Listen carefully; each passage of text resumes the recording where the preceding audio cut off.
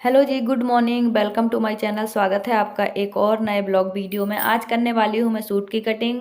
जो कल सलवार कटिंग की थी उसी के मैच के सूट की कटिंग करने वाली हूँ। सिर्फ 2 मीटर कपड़े में आपको 19 इंच लंबाई बाजू और 43 इंच लंबाई सूट की कटिंग करके दिखाऊंगी, बहुत ईजी तरीके से।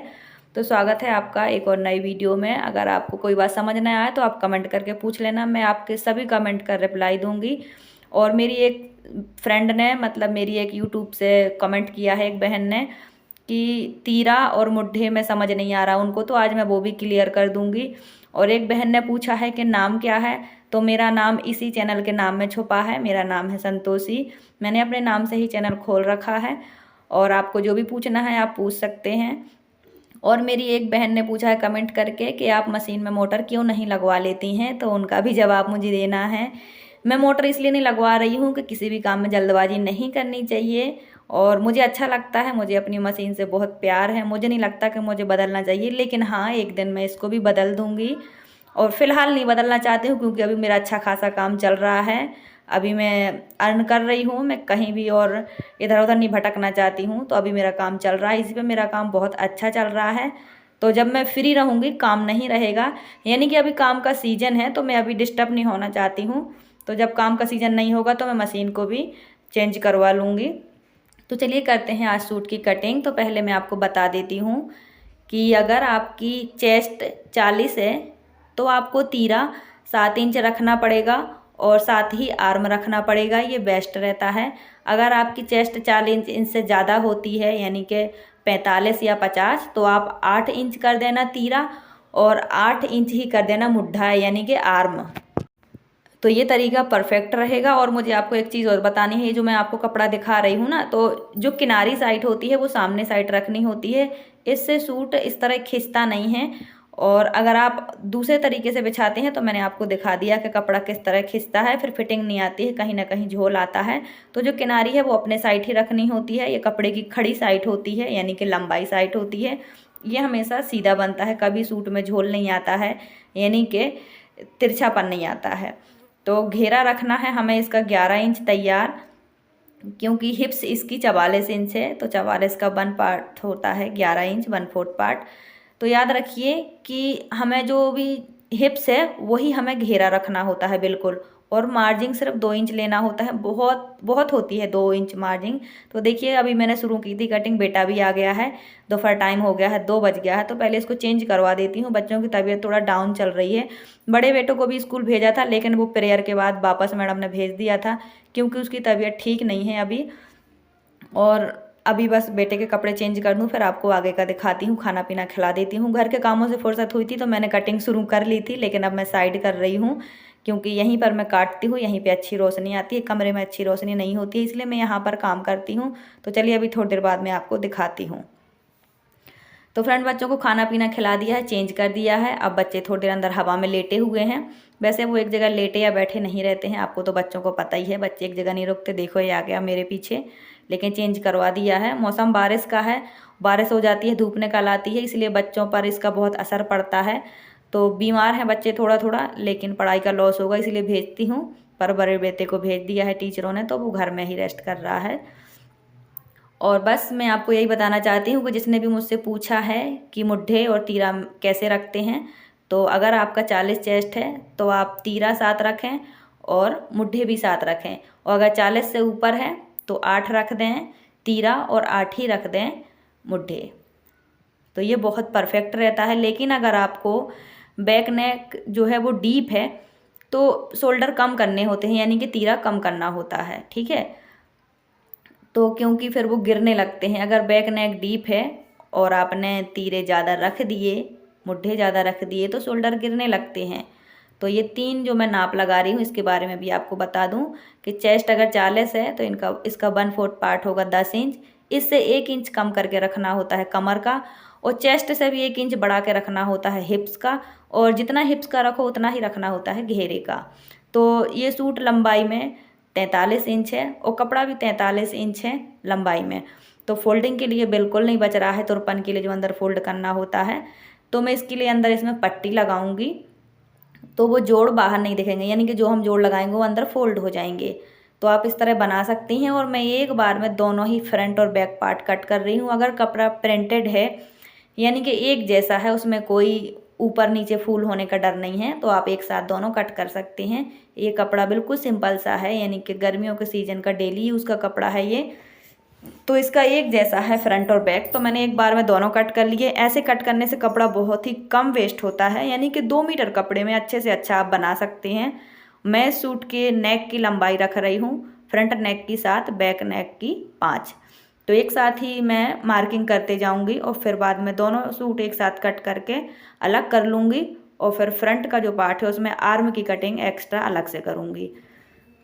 और मैं जो नेक बनाऊंगी वो बुकरम पे बनाऊंगी, और पट्टी के भी बना सकते हैं। मैंने आपको सब तरीके से बना के बता दिए। तो जो टेलर होते हैं वो सब तरीके से अलग अलग तरीके से काम कर लेते हैं, इसमें कोई प्रॉब्लम नहीं है। अगर कपड़ा नहीं है तो दूसरा कपड़ा भी लगा सकते हैं मैचिंग का, लगभग जो हो जुड़ता मिलता जुड़ता, तो वो भी लगा सकते हैं। गले में अंदर की तरफ फोल्ड हो जाता है। तो जब भी कपड़े की शुरुआत करें काटने की, मशीन की या कटिंग की, तो इस तरह एक बार अपने काम को प्रणाम जरूर करें, क्योंकि इससे हमारे काम में तरक्की होती है। चाहे आप घर पे काम करें चाहे दुकान पे करें, अपने काम की शुरुआत करने से पहले एक बार उसको मतलब मत्था जरूर टेकें। मैं ऐसा ही करती हूँ, मैंने ऐसा ही सीखा है, अपने बड़ों से मैंने ऐसा ही सीखा है। तो जो भी फिटिंग के निशान है वहाँ पर एक नोच जरूर लगाएंगे, कट लगाएंगे। और इस तरह दोनों पार्ट काटने से बहुत कम कपड़ा में तैयार हो जाता है। तो इस तरह कट लगा देंगे और फ्रंट पार्ट पर ही दोनों तरफ निशान लगाने होते हैं, इसी से सिलाई हो जाती है। यानी कि बैक पार्ट पे कोई निशान लगाने की ज़रूरत नहीं होती है। तो जितने भी हमारे निशान हैं फिटिंग के वो अच्छे से लगा लेंगे। और जो रोज़ काम करते हैं उनके लिए ये काम बहुत आसान होता है। बस कपड़े को ध्यान से प्रेस करके बिछाना होता है कि कहीं कपड़े में तिरछापन तो नहीं है, क्योंकि बहुत सारे कपड़ों में तिरछापन होता है। बहुत आसान है। तो एक मेरी सहेली ने पूछा है, जो मेरी यूट्यूब से हैं, क्या कहूँ, बहन फ्रेंड सहेली, वो यही सब हैं और क्या है, हमारी यूट्यूब फैमिली सब रिलेशन में ही होते हैं। तो मेरी एक बहन ने पूछा है कि आप एक दिन में कितने सूट बना लेती हैं। तो फ्रेंड, मैं एक दिन में सिर्फ एक ही सूट पर फोकस करती हूँ, क्योंकि 2 बच्चे हैं, फैमिली है, ये सब भी करना होता है। सिर्फ काम के पीछे भागने से फिर परिवार छूट जाता है।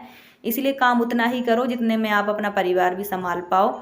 मेरे पास परमानेंट काम रखा रहता है और एक सूट में एक दिन में करती हूँ अपने सभी कामों के साथ। जैसे कि अभी आपने देखा है कि मैंने अभी तक काम किया है, यानी कि 2 बजे मेरा बेटा आ गया तो मैंने फिर इस काम को रोक दिया है और अभी इसको काटा है और मैं इसको सिल लूँगी। और कल मैंने जो सलवार की कटिंग आपको दिखाई थी उसकी स्टिचिंग मैंने कर ली है, मुझे सिर्फ पोंचे बनाने हैं। तो वो उसकी भी वीडियो शूट करूँगी और आपके साथ शेयर करूँगी, क्योंकि बहुत सारी चीज़ें मुझे उसमें भी आपको बतानी है कि आप लोग क्या गलती करते हो कि पोंचे आपके खड़े खड़े रहते हैं या सलवार चढ़ती है या खिंचती है, जो भी हो मैं उसमें आपके साथ बहुत कुछ बताऊंगी।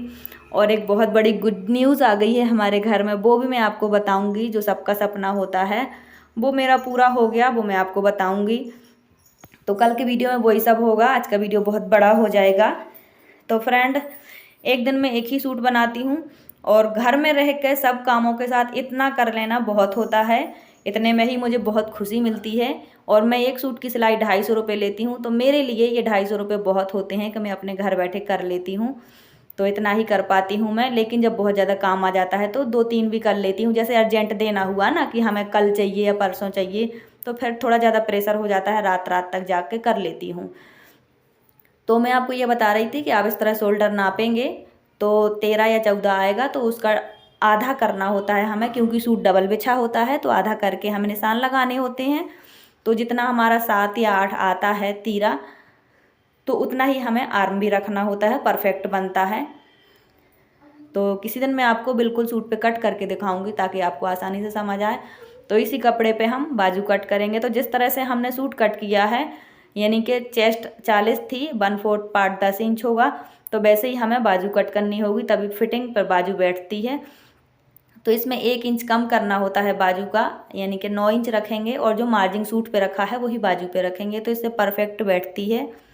मैं आपको बहुत अच्छे से बताने की कोशिश कर रही हूँ। अगर आपको ना समझ आए तो आप कमेंट करके पूछ लेना।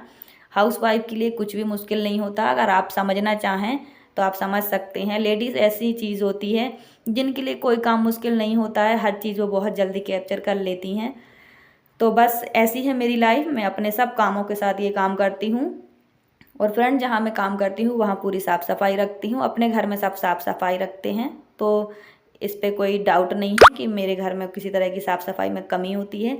लेकिन यहाँ अच्छी सनलाइट रोशनी होती है तो मुझे यहाँ काम करने में अच्छा लगता है, इसीलिए मैं गैलरी में कट करती हूँ। तो जब मैं मशीन का सेटअप चेंज करूँगी तो एक काउंटर भी बनवा लूँगी। फ़िलहाल तो अभी मैं किसी तरह का वो नहीं कर रही हूँ, चेंज नहीं कर रही हूँ। बस महीने 15 दिन में मैं अपनी मशीन को भी पैडल मशीन करवा लूँगी और एक काउंटर भी बनवा लूँगी, क्योंकि इस कमरे में जगह है रखने की, इसीलिए। इससे पहले जिस कमरे में रहती थी वहाँ जगह नहीं थी मेरी पैडल मशीन के लिए और ना ही काउंटर के लिए, बहुत कम जगह थी। मैं सिलाई करके बैठ के नीचे मशीन रख देती थी। इतने स्ट्रगल के बाद मेरे पास काम है तो मैं करती हूँ। बहुत सारी लेडीज़ को ये प्रॉब्लम है कि काम नहीं आता है उनके पास, वो क्या करें, उन्हें सिलाई तो आती है। तो फ्रेंड, ये प्रॉब्लम सबकी होती है, हर हाउस वाइफ की होती है कि अपने काम के बाद उनकी दिमाग में एक कीड़ा रहता है कि मुझे भी कुछ करना है। तो अपने अगल बगल के लोगों से पहचान बढ़ाओ कि हम सिलाई करते हैं, और कभी कभी काम फ्री में भी थोड़ा बहुत कर देना होता है, जैसे फिटिंग या सिलाई। ऐसे काम आता है, हर चीज़ पैसे से नहीं होती है, कुछ चीज़ व्यवहार से होती है। कि अगर आप किसी का सूट सलवार कुछ फिटिंग के निशान मतलब फिटिंग कर देते हो फ्री में, तो फिर कभी आपके पास पैसों का काम भी आता है, यानी सिलाई का काम भी चलकर आ जाता है। मैं अपने कस्टमर से कभी पैसों का लेन देन की बात कभी नहीं करती हूँ। मार्केट में 450 सिलाई है, मैं 250 लेती हूँ और मेरे हिसाब से इतना बहुत है। फ़िलहाल नए नए काम के लिए प्राइस कम रखो तो कस्टमर ऑटोमेटिक भाग कर आते हैं, इस चीज़ का ध्यान रखिए। और अपने कस्टमर का सभी तरह का काम करना होता है। तो आज की वीडियो आपको कैसी लगी कमेंट करके ज़रूर से बताएं। और कस्टमर को खुश कर दो तो काम अपने आप आता है, हमें टेंशन लेने की ज़रूरत नहीं होती है। पैसे भी हमें हमारे काम के पूरे मिलते हैं अगर फिनिशिंग से काम करो तो अगर आप बिगनर हैं तो इन सब बातों का ध्यान रखिए कि एकदम से पैसे ना बढ़ाइए, कम करके लीजिए तो आपके पास कस्टमर आएंगे। और अपने काम के बारे में बताया ज़रूर किया करो, उससे भी काम आता है। तो आज का वीडियो कैसा लगा कमेंट करके ज़रूर से बताना, और कोई मिस्टेक हुई हो तो वो भी बताना। Thanks for watching, bye bye, take care.